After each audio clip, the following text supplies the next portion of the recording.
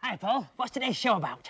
Oh, well, I thought it was about time we brought a bit of culture into the show, so I thought we'd take a look at the performing arts. What, singing paintings? No, you haven't got it, have you? It's another way of saying putting on a performance. How do you put on a performance? You put your arms through first, then pull it over your head.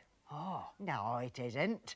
It's another way of saying we're going to put on a show. Can I help? Of course you can, with a little help from an expert. Who's that? Me.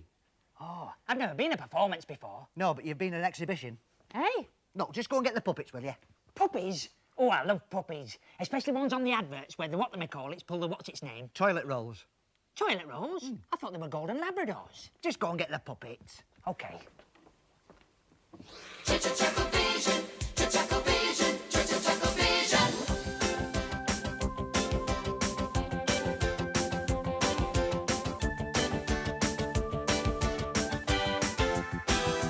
ChuckleVision, ChuckleVision.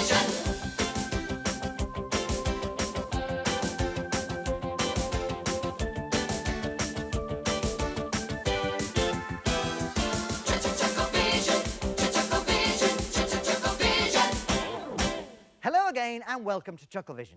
Today's show is very special, for we're going to be putting on our very own Festival of Performing Arts. And in particular, we'll be taking a look at puppets and puppeteers. Now, everyone knows what puppeteers do. Climb puppets. Climb puppet... No, they don't. Well, mountaineers climb mountains, so puppeteers should climb puppets. No, they don't. Sorry. Puppetry is one of the earliest forms of entertainment known to man. And women. And women. And over here, we have a selection of some of the most common types of puppets used. And here they are. Hey, Paul, what's this? Marionette. Pleased to meet you, Marion. What's she ate? She hasn't ate anything. Oh. Now, the most famous marionette of all was Pinocchio. Hey, I sat next to him at school. No, you didn't. Pinocchio was a puppet whose nose grew every time he told a lie. Oh. You must have told a few whoppers in your time. Hey. Now, another form of puppet is the rod puppet. Mainly used by fishermen. And the shadow puppet. Mainly used by spies. But the most popular puppet of all is the glove puppet. Very handy, especially in winter. Very Why? You keep your handies warm. Oh, yes. Well, if you take a look under the skirt... Don't do that. Why not? He's got nothing on underneath. All right. Well, later on in the show, we'll be showing you how to make one of these little fellows. How? We're using everyday ordinary things. Oh, we better pop down the shop and get some then. Oh, right.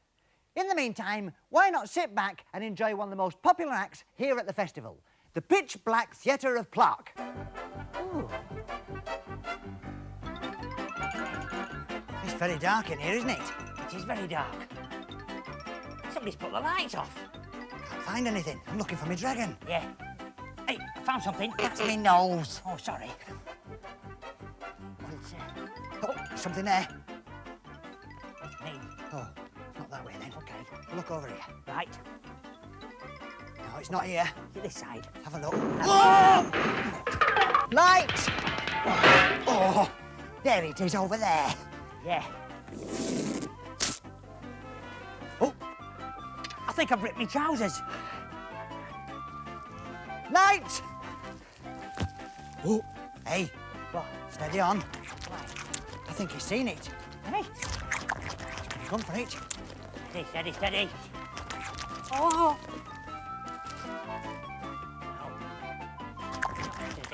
Yes. Ah! Steady, steady, steady. He was getting really worked up now. Steady. Watch him. Ah! Well, I hope you enjoyed that performance as much as we did. And we've been busy too. Here in the street, I've got all you need to make a splendid puppet. A potato, a pencil, some wool, and a piece of card. And if you can't get those, these'll do. A pumpkin, a broom handle, a sheepskin rug, and a big bit of card. Oh, and a string bag to put them all in. One of the nicest things about festival is the way everyone joins into the spirit of things. Here, hold them a minute. Hey. Yes, on almost every corner you see fine examples of music, busking and theatre. For instance, look over there, a great example of mime.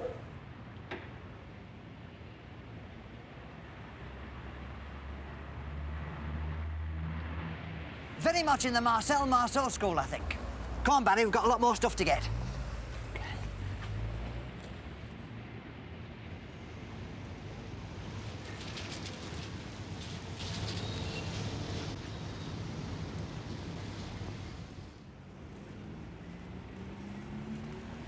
Now, this is a typical puppet theatre. At the sides, we have the wings, in the middle, we have the centre, and at the back, we have... The goalkeeper. The goalkeeper, not the goalkeeper. This is the back of the stage, and this is known as the back of the stage. I wonder why. Now, this theatre has everything. We've got curtains, footlights, and an orchestra pit. Is that where they dig musicians? No, it's to give the theatre ambience. What do they want an ambulance for? Not ambulance, ambience. You know, atmosphere. Oh, is it? Now, this particular theatre is used with using these little stick puppets. You put them in the side like this. From the wings? The wings. The wings. Hey, Paul, look at this funny telephone box. That's not a telephone box, it's a booth. OK, look at this funny telephone booth. No, it's a puppet theatre for using glove puppets, you know, like we're going to use. Is it? Yes. Now, it's very important to remember, if you're going to put on a puppet show, to use a proper puppet theatre like this. If you haven't got one of your own, you can easily pick one of these up for as little as, ooh, £500 if you shop around a bit. Come on, we've got to get that back to the studio. ChuckleVision, ChuckleVision, ChuckleVision. Come on. Come on, come on. Come on. Come round. ChuckleVision, That's it. ChuckleVision. Come on. Come on.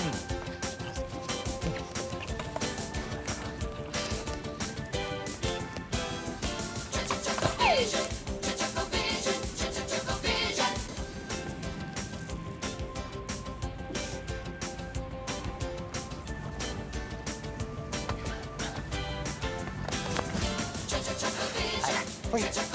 Get back in there. Go on.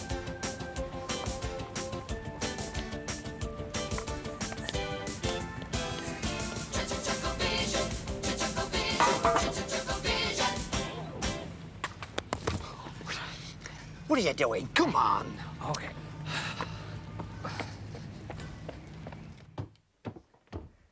That's it.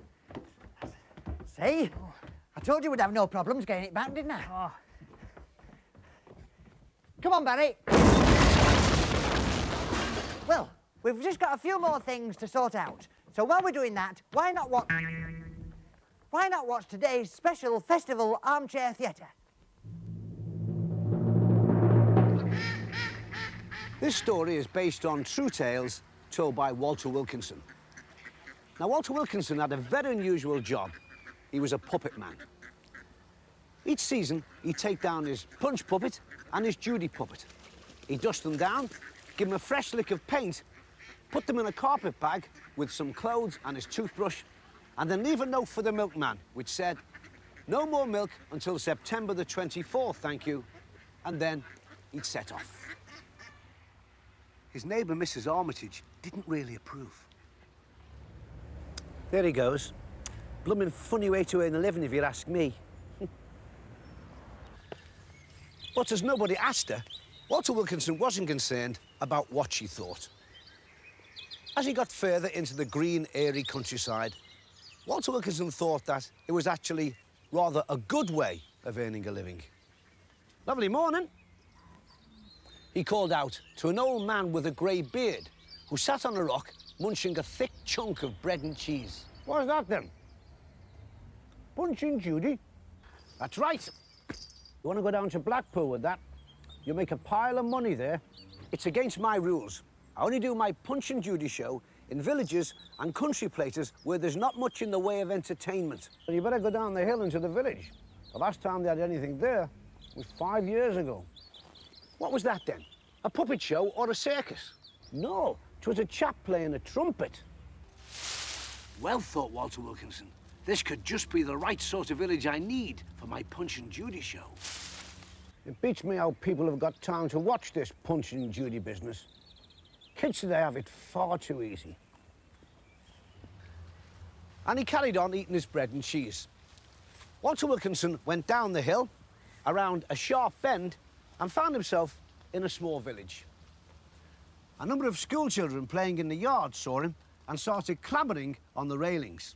Here, look at this. Is he a tramp? Here, what you selling, mister? He ain't selling anything. He's a Punch and Judy man. A ginger-haired boy ran out of the playground and up to Walter Wilkinson. Could you stop and give us a show here, please? I don't think I could. Not during school time. Boy, come here this instant! A female voice boomed out behind them. The two boys looked round. Walter Wilkinson looked round.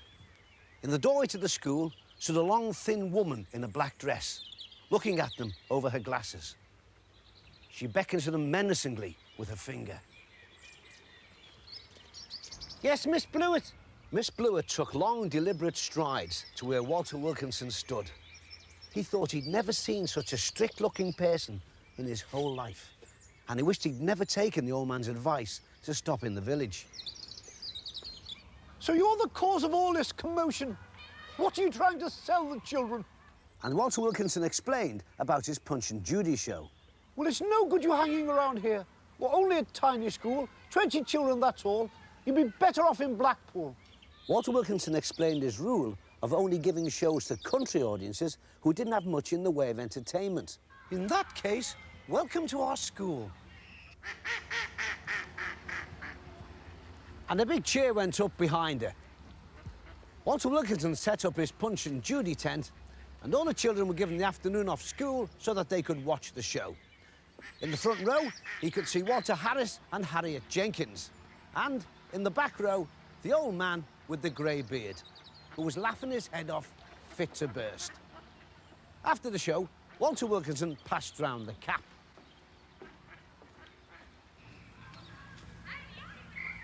Glad you found time to come and see the show. It's a whole lot better than the chap we had here 5 years ago playing the trumpet. Walter Wilkinson smiled to himself. For although the weather wasn't always this favourable, and more often than not, he received the right soaking, he couldn't help thinking to himself, being a puppet man was a great way of making a living.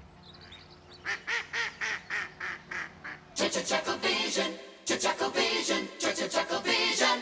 Now, the first thing you have to do to make your puppet is to put the potato onto the pencil. Like that. The next thing is to put the wool on the potato. That's the hair. Then you have to get your card and roll it into a cone shape, like this. And then you put the pencil through the narrow end. This is like a dress. Now, here's one that I made a little earlier. Very effective, I'm sure you'll agree. Note that... Ah! Where'd you get that? I made it. It's dreadful. Well, I followed your instructions. Well, you know, it's not that bad, really. It grows on you. It does. So there you have it. How to make a puppet. And later on, we'll be putting on our very own spectacular. But in the meantime, here's another good act at the festival. Gary Glazier, all the way from Barcelona, who juggles with 55 glasses all at once. But in the meantime, here's two bards of the festival, Charles and Chuck Libros, with a very moving poem entitled The Spider. Have you got a brush?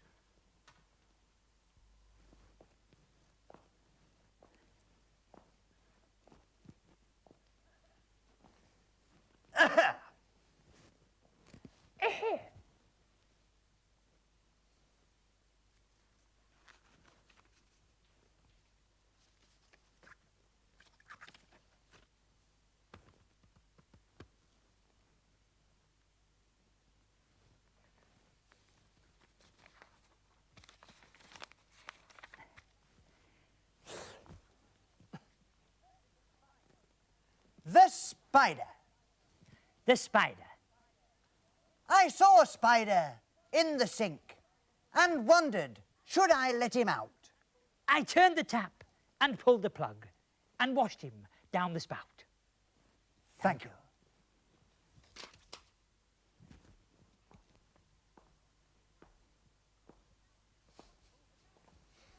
Quite moving. But now, on a happy note, we're going to put on a Punch and Judy show, which is one of the oldest in the world. Hey, can I be Punch? No. Judy? No. What then, the crocodile? No. You can be the sausages. Sausages? What's wrong with that? I don't get to say anything. No, you're right. I'll tell you what, you could sizzle. Oh, can I? Yes, if you like. You go and practice while I introduce the next item. OK.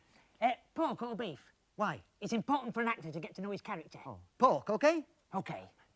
Now, it wouldn't be right to let a programme like this go by without seeing one of the world's greatest puppeteers in action. But I'll be on later. First, we are lucky here at the festival to have some of the world's greatest lifelike marionettes to give us a display. Frozen or fresh? What? Sausages.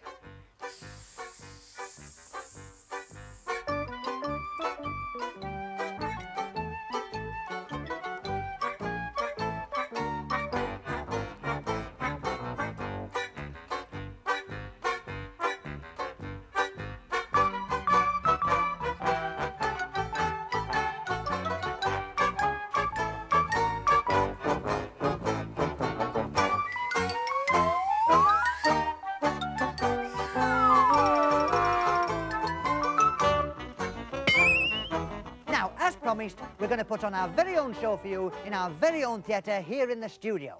It's going to be a traditional Punch and Judy which came from Italy many years ago. We're not ready, Paul. What do you mean we're not ready? It's Punch. What about Punch? He's been pinched. Punch? Pinched? Who pinched Punch? A bunch pinch Punch, the one with the hunch just before lunch. Well, what about Judy? She's gone all moody. Judy Moody? Who can blame her? Well, what we're going to do? I've told everybody we're going to do a Punch and Judy show. It's the highlight of the festival. We could use our own puppets. No, I'll tell you what we'll do. What? We'll use our own puppets. That's a good idea. I'll go and get them. Right, I'll knock up a quick script.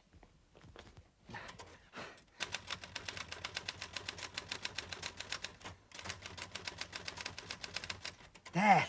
Brilliant. Another masterpiece. Where's the puppets? Inside. The props? Inside. Sausages? Inside. Hey? Well, I got peckish. Oh. Right, you go inside the booth then and I'll introduce us. OK. We already know us. No, I'm going to introduce the play we're going to do. Oh, OK. Well, I must apologise for the alteration in the programme, but instead of the Punch and Judy show, we're going to put on the famous children's classic story, Hansel, Red Riding Hood meets 3 Goldilocks, Snow White, Little Pigs and the Beanstalk. Thank you. Right, move over and give us a bit of room. Hey, there's not much room. There isn't, is there? No. Right, you ready? Yeah. Right, here we go. Oh, it's so lovely here in the woods. I'm Hans, and I'm going to see Granny. Shake hands. Who are you? I'm Hans too. Oh, a pair of hands. Oh, sorry about that. It's a stage hand. Get down, you'll spoil the illusion.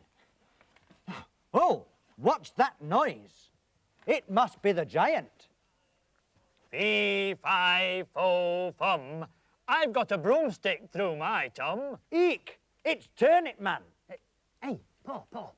It's not a turnip, it's a pumpkin. Well, it's too late now. I've written the script. Get down. All right. Eek! It's Turnip Man. You shouldn't be here in England Why not? because you're a Swede. So I am. I'm off. Oh, good. Thank heavens for that. He's gone. Now we can all live happily ever after. What do you think? I thought it was brill. Good. Well, on that final dramatic note, it's time to say goodbye for another week. Well, I think you'll agree that after all the hard work that went into making the puppets, it was well worth waiting for. See you soon. And you know, Paul, it still looks like a telephone box to me. Don't be ridiculous. Hello? It's for you. For me? Hello? Yes?